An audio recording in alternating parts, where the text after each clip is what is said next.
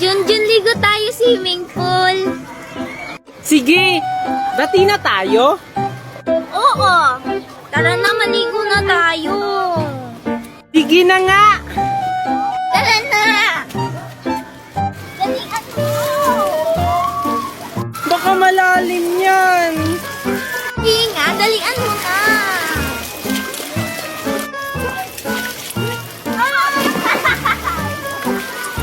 Yan mo naman. Bebe, bebe. Hindi ka na, Angel. Ang daya-daya mo. Ayoko nga. Angel! Tulang! Tulang! No, may nalulunod na bata. Sinong anak ito ni Magna, ha? Magna, yung anak mo nalulunod. Ha, ano? Oo. Anak! Lawin mo! Yes! Anak! Ano gagawin ko? Ayaw nyo kasabay si Junjun, ako na lang maghahanap sa kanya. Sige Junjun, magbihis ka na. Sige po.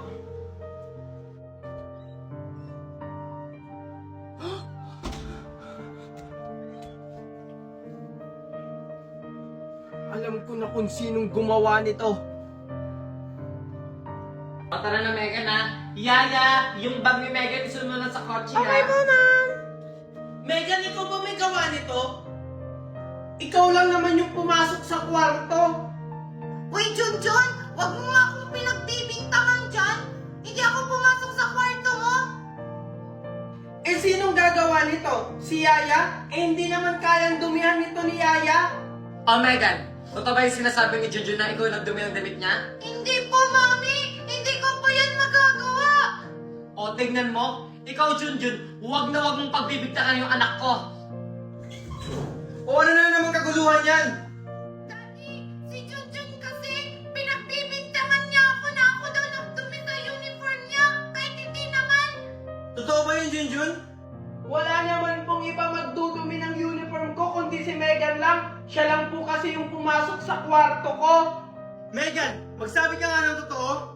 Hoy, Marco, huwag mo nga kinakampihan yung anak mo sa labas. Hindi ko siya kinakampihan, Valerie. Ang sa akin lang, kung siya ba talaga yung nagdumi ng uniform ni Junjun. Eh bakit naman kay Junjun na madumi yung uniform niya? Kasi pulubi siya! Sumusobra ka na, Megan. Dahil dyan, walang papasok sa inyo. Pero Daddy, Walang pero hanggat wala sa inyo ang umaamin. Nagdakag sa akin kapag nakalabas ako dito! Megan, Junjun, ito na yung bagong bahay natin. Wow! Ang ganda, Papa! Ang laki-laki! Simula ngayon, Junjun, Daddy na ang tawag mo sa akin, okay? Okay, Daddy. thank you, Daddy! Ang ganda-ganda ng bahay natin! Ah, Junjun? Ano yan, Megan? Sir Marco! Oh, mga anak, maiwan ko muna kayo dito Tinatawag na ako ng abogado natin. Sige po, Daddy! Junjun, patawarin mo ko sa lahat ng nagawa ko sa'yo. Patawarin mo rin ako, Megan. Nang dahil sa akin, naging magulo ang lahat. Hindi Junjun. Ginawa mo lang ang tama. Akala ko kasi, magbabago pa si tita. Sana nga magbago na si Mami. Kasi miss na miss ko na siya. Lahat nagbabago, Megan. Kaya sana si tita magbago na para makasama na natin siya. Oh, mukha yatang malalim yung pinag-uusapan nyo magkapatid Alam nyo, masaya ako kasi masaya kayo sa isa't isa. Pero alam nyo mga anak, mas lalo kayong sasaya kasi lahat ng pamana ko ay nakapangalan sa inyong dalawa. Talaga, Daddy? Yay! Oo mga anak, kaya sana pagyamanin nyo ito. Thank you, Daddy! Daddy, oo nga pala, may napili na po akong charity. Charity? Oo po, yung kalahati po ng pera na galing sa inyo, ibibigay ko po sa charity sa mga batang naulila na po. Wow, ang bait mo talaga, Junjun. Daddy, pwede ba nating dalawin si Mami? Oo naman. Ano? Hindi pa ba kayo babangon dyan? Para walang pupuntahan na. Yes! Today's the day! Kuya, gising na! Wait lang, 5 minutes pa. Mama, si Kuya ayaw gumising! Huwag na yan isama! Ito na nga, babangon na nga! Mami, ready na ako! Maaasa na yung puting damit ko dito. Yun pa naman yung susuotin ko. Ayun na nga sinasabi ko, dapat kagabi pa inanda. Hala! Basahan pala ng assignment ngayon! Eh, wala pa akong sagot! Sabi ni Ma'am sa isang araw pa yung... Ayan, kung kagabi mo pa yung ginawa, edi sana tapos na yan. Kung kailan naalis tayo. Ano ba kasi assignment mo, Megan? Ito, Matt. Ang hirap-hirap pa naman ito. Math? Ay, pass! Ma! Math daw, baka alam mo. Ha, Math? Di ka naman siguro babagsak dyan, Megan. 50% to sa grades namin, Ma! Akin na ako na magsasagot para mat lang hindi pa alam. I-open mo lang ang iyong CC at pindutin ang camera, picturean mo lang ang math problem mo at ilang segundo lang lalabas na ang sagot. Ganyan lang kadali ang CC, kaya ano pang hinihintay nyo? I-download nyo na. Malaking tulong ito sa schoolworks nyo, lalo na sa research. I-type nyo lang ang gusto nyong topic sa research at bibigyan na kayo ng magandang sagot. Kaya si CC ang sagot sa problema nyo sa schoolworks. O ayan, tapos na! Wow! Ang bilis naman, Kuya Junjun! Hindi ko na matalino.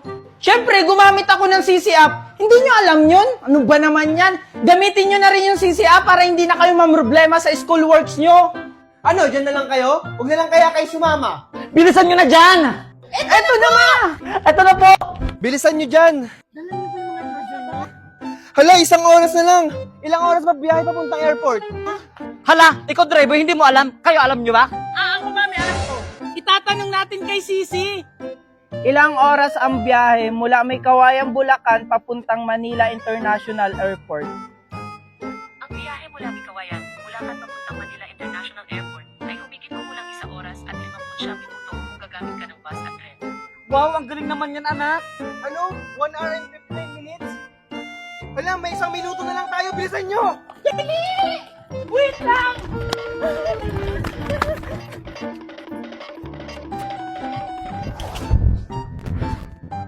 Tagal-tagal naman ng taxi. Uy, sakto!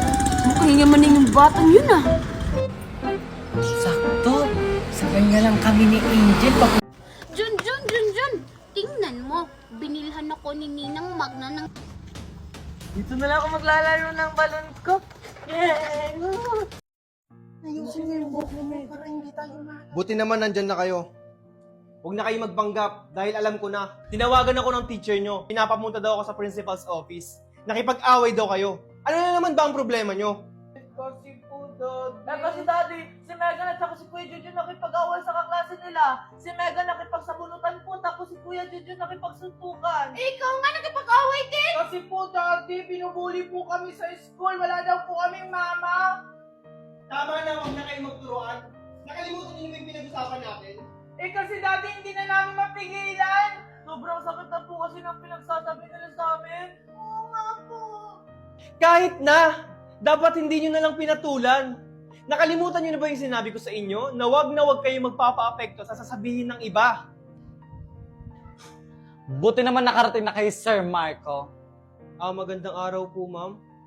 Magandang araw din. Pinatawag kita, Sir Marco, para kausapin ka about sa mga anak nyo. Ano ba nangyayari sa inyo? May family problem lang po, ma'am. Hindi naman ganyan yung mga anak ko dati. Ganun ba? Dapat, Sir Marco, pinagsasabihin niyo yung mga anak nyo. Hindi naman ako nagkulang na pangaralan sila, ma'am. At hindi ko din sila masisisi kung bakit sila nakikipag-away dahil sa mga masasakit na sinasabi nila sa mga anak ko. Ganun ba, Sir Marco? Pasensya ka na. Huwag kayong mag-alala. Pagtutuunan namin ng pansin yung mga ganitong mga problema para makatulong sa anak mo. Sige po, ma'am. Sana rin po yung mga nangbubuli sa mga anak ko, pagsabihan nyo rin po sila. Makakaasa po kayo, Sir Marco. Kuya, pabili po. Bibili ka? Hindi! Magnanakaw siguro ako. Malamang dito ako, bibili ako. Tanga ka ba? Yawa ka? Ano ba kasing bibilhin mo? Bibili lang naman ako ng Colgate. Anong Colgate? Hindi! Pusap siguro bibilhin ko. Malamang Colgate. Sumusobra ka, ha? Sumusobra ka? Bumibili lang ako, mananakit ka pa? Akala mo siguro hindi yun masakit? Colgate ko. Hoy, remind ko lang sa'yo, ha? Magkaiba yung Colgate sa close-up, ha? Hoy, pautang din ako, loyal, ha? Bobo! Magkaiba ang loyal sa royal! Tsaka, mangungutang ka na nga lang, maninigaw ka pa! Ba, sumasagot ka pa? Babayaran ko din naman to next year. Sasagot ka pa? Next year ba? Ang tagal naman no. Next year ba? Ano ba kasi ko? Aling Magna? Asan na si Aling Magna? Andito lang yun ah. Oh, asan si Magna?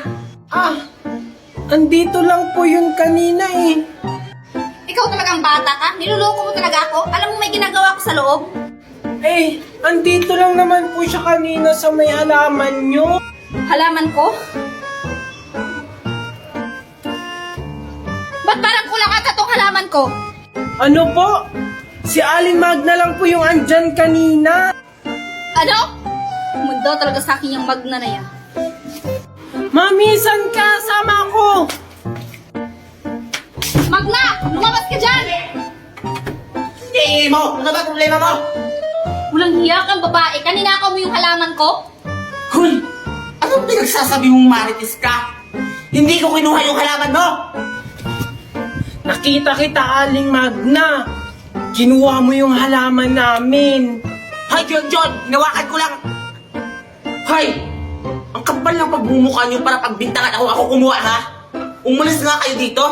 Baka ipabarangay ko pa kayo! Sige, ipabarangay mo kami. Tingnan natin kung sino yung makukulong. Kahit sa korte pa yan, hindi ako natatakot! Umalis na kayo dito! Wala kayong makukuha sa akin! Magna! Lagot ako dito, nakita pala ako ni Junjun. Baka makulong ako. Anong gagawin ko? Hoy, Magna, buksan mo to! Hayaan mo na yun, Mami. Ipanalangin na lang natin na sana mabilaukan si Aling Magna. Tara na, Mami.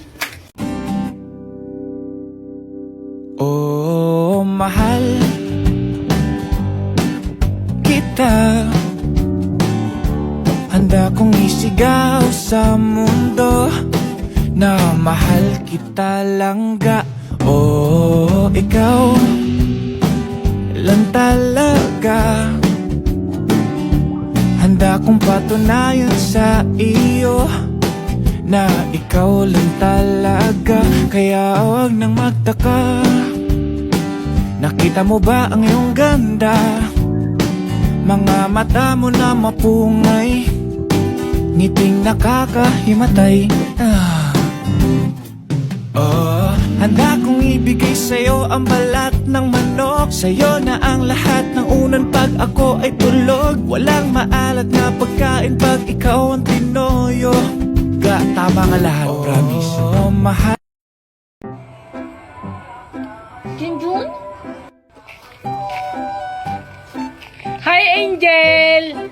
Anong ginagawa mo dyan? Wala, hinahanap ka. Angel, baba ka dito. Ayoko nga. Sabi ni Mami, bawal daw akong bumaba. Eh di wag.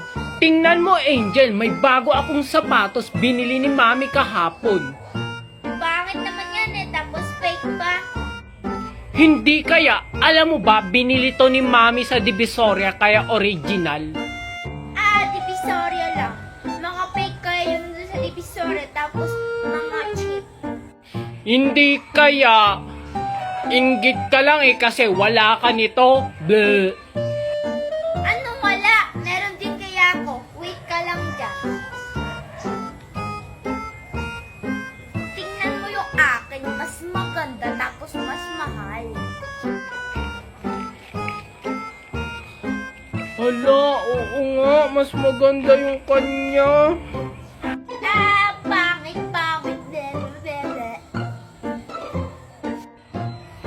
Akala mo, magpapabili uli ako kay Mami, mas maganda pa yan.